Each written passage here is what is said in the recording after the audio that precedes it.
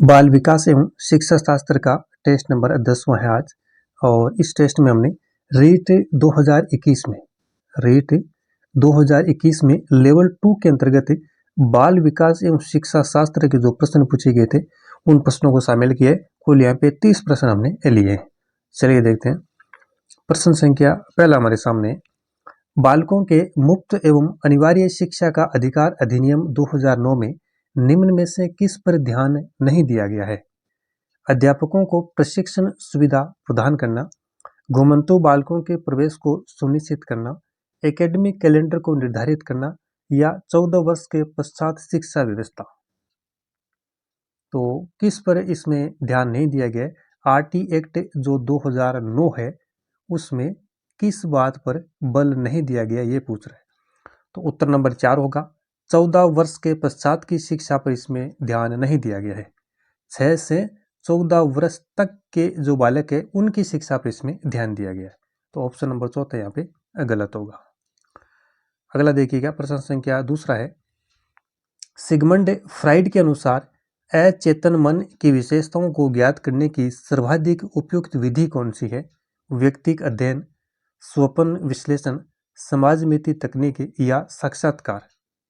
अचेतन मन की विशेषताओं को ज्ञात करने की सबसे उपयुक्त विधि सिगमंड फ्राइड के अनुसार ऑप्शन नंबर दूसरा सही होगा, स्वप्न विश्लेषण। अगला देखिएगा, प्रश्न संख्या तीसरा है, किस मनोवैज्ञानिक के द्वारा सर्वप्रथम बुद्धि परीक्षण का निर्माण किया गया? वेक्सलर, बिने, स्पेरमैन या केटल। सर्वप्रथम बुद्धि परीक्षण का निर्माण किस मनोवैज्ञानिक ने किया?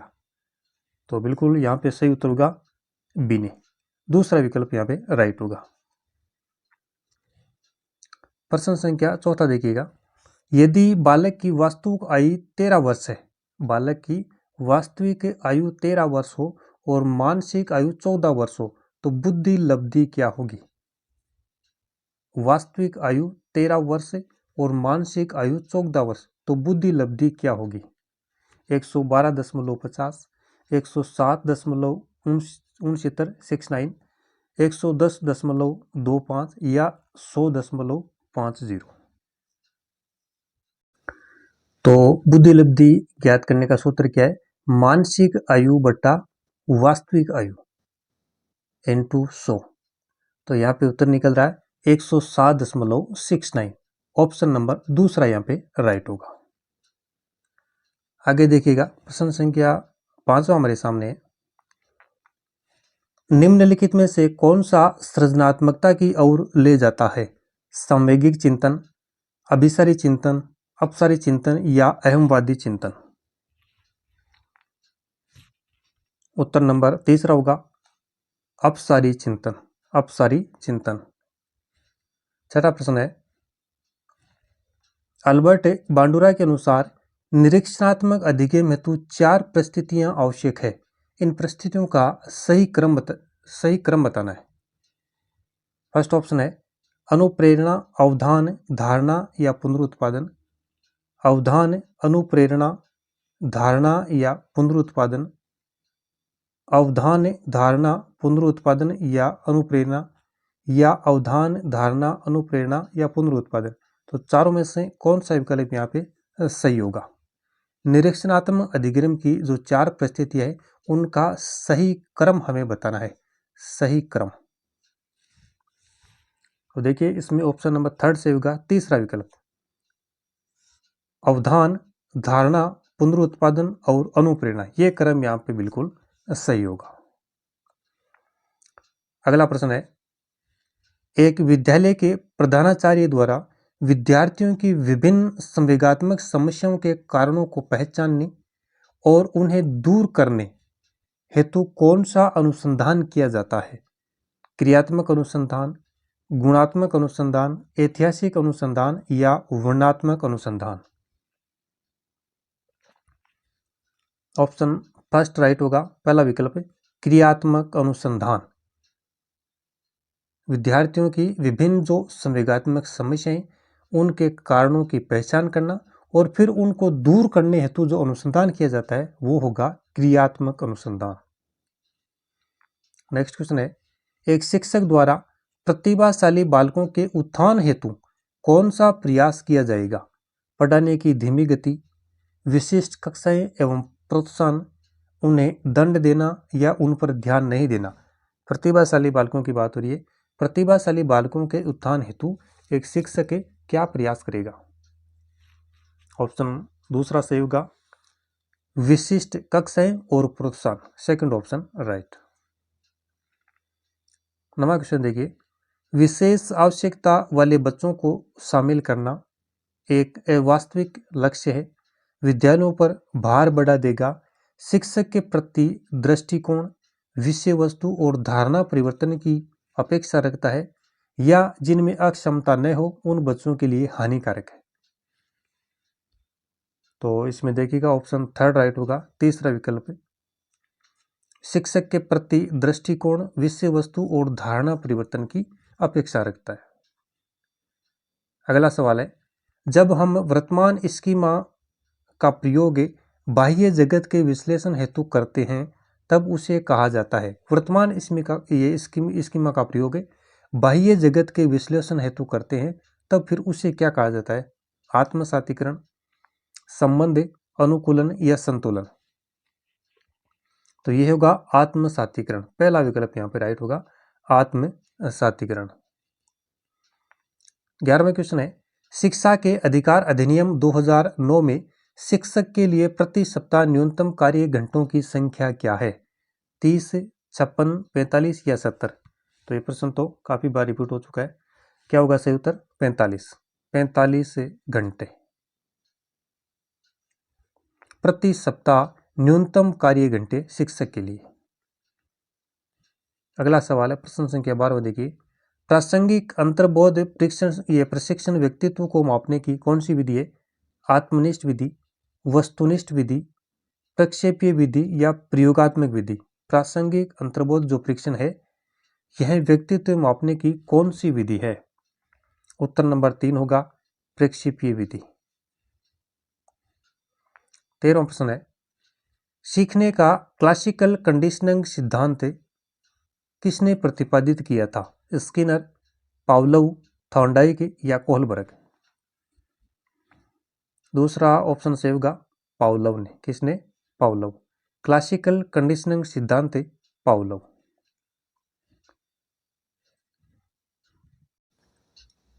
नेक्स्ट क्वेश्चन है, विकास कभी न समाप्त होने वाली प्रक्रिया है, यह विचार संबंधित है निरंतरता के सिद्धांत से, अंतर संबंध के सिद्धांत से, अन्योन्य क्रिया के सिद्धांत से या एकीकरण के सिद्धांत से? विकास कभी न समाप्त होने वाली प्रक्रिया है।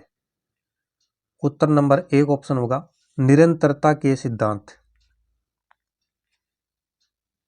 अगला सवाल देखिएगा, प्रश्न संख्या 15 हमारे सामने, बाल केंद्रित शिक्षण विधि का अर्थ है बच्चों को शिक्षक का अनुसरण और अनुकरण करने के लिए कहना, बच्चों को पूर्ण रूप से स्वतंत्रता देना, बच्चों को नैतिक शिक्षा देना, बच्चों की अभिव्यक्ति और उनकी सक्रिय भागीदारी को महत्व देना। ऑप्शन नंबर चौथा राइट होगा इसमें, बच्चों की अभिव्यक्ति और उनकी सक्रिय भागीदारी को महत्व देना। ये बाल केंद्रित शिक्षण विधि का अभिप्राय है। अगला सवाल है, निम्नलिखित में से कौन सी विशेषता प्रतिभावान विद्यार्थी की है? यदि कक्षा की गतिविधियां अधिक चुनौतीपूर्ण नहीं होती है तो वह कम प्रेरित अनुभव करता है और ऊब जाता है। वह आक्रामक और कुंठित हो जाता है। वह रस्मी व्यवहार करता है जैसे हाथ थपथपाना, हिलना आदि। वह बहुत ही तुनक मिजाजी होता है। तो देखिए इसमें ऑप्शन पहला सही होगा, फर्स्ट विकल्प। यदि कक्षा की गतिविधियां अधिक चुनौतीपूर्ण नहीं होती है तो वह कम प्रेरित अनुभव करता है और उबने लगता है। प्रश्न संख्या 17 देखिए, एक परीक्षण है जो व्यक्ति की किसी एक या अधिक क्षेत्रों में उसकी विशेषताओं और कमियों को व्यक्त करने के लिए बनाया गया है कहलाता है उपचारात्मक परीक्षण, निदानात्मक परीक्षण, उपलब्धि परीक्षण या रचनात्मक परीक्षण? एक या एक से अधिक क्षेत्र में उसकी विशेषताओं और कमियों को व्यक्त करने के लिए बनाया गया है। तो यह है निदानात्मक परीक्षण। उत्तर नंबर 2 सही होगा, निदानात्मक परीक्षण। नेक्स्ट क्वेश्चन है, रेवेन्यू प्रोग्रेसिव मैट्रिसेस का प्रयोग के मापन के लिए किया जाता है। किसके मापन के लिए? व्यक्तित्व, अधिगम, बुद्धि या सृजनात्मकता। ऑप्शन नंबर तीसरा सही होगा, थर्ड विकल्प बुद्धि। रेवेन्यू प्रोग्रेसिव मैट्रिसेस बुद्धि के मापन के लिए किया जाता है। 19वां प्रश्न है, निम्न में से कौन सा चरण शोध को क्रियात्मक अनुसंधान बनाता है? उपकल्पनाओं का निर्माण, प्रोग्राम का क्रियान्वयन एवं मूल्यांकन, सामान्यकरण या साहित्य का पुनरीक्षण। उत्तर नंबर ऑप्शन 2 होगा, प्रोग्राम का क्रियान्वयन एवं मूल्यांकन। प्रश्न संख्या 20 में देखिएगा, व्यक्तित्व को मापने के लिए 16 पीएफ जो प्रश्नावली है यह किसने दी? ऑलपोर्ट, शेल्डन, आरबी केटल या स्प्रेंजर। 16 पीएफ प्रश्नावली। तो ऑप्शन नंबर तीसरा सही होगा, आरबी केटल। 21वां प्रश्न है, निम्नलिखित में से बालक की कौन सी प्रक्रिया मनोगत्यात्मक नहीं है?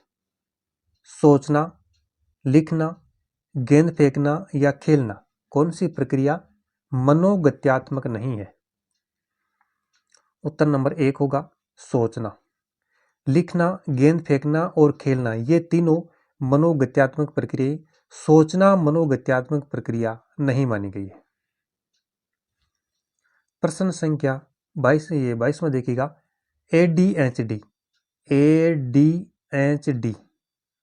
का अर्थ है वाचिक कठिनाई वाले बालक, श्रवण दुर्बलता वाले बालक, ध्यान विकार वाले बालक या दृष्टिहीनता वाले बालक। उत्तर नंबर 3 होगा, थर्ड विकल्प ध्यान विकार वाले बालक। एडीएचडी का अर्थ है ध्यान विकार वाले बालक। 23वां प्रश्न है, वाइगोत्स्की के अनुसार बालक सीखते हैं किस प्रकार से? अनुकरण से, वयस्कों और समवयस्कों के साथ परस्पर क्रिया से, जब पुनर्बलन प्रदान किया जाता है या परिपक्व होने पर।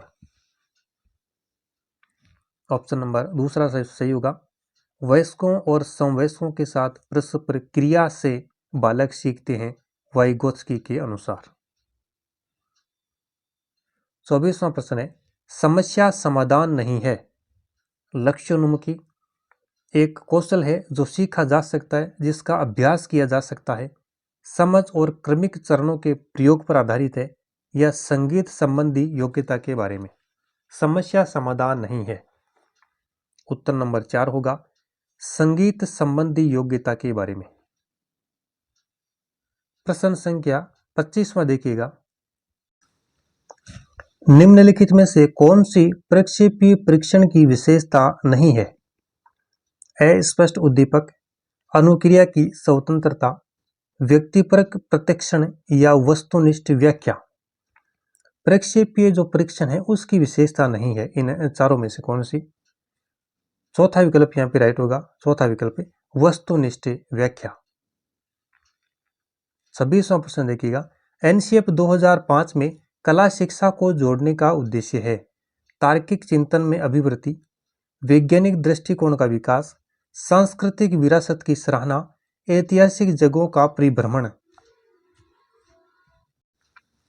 ऑप्शन नंबर तीसरा सही होगा यहाँ पे, थर्ड विकल्प सांस्कृतिक विरासत की सराहना। कला शिक्षा को एनसीएफ 2005 में जोड़ने का उद्देश्य क्या है? सांस्कृतिक विरासत की सराहना करना।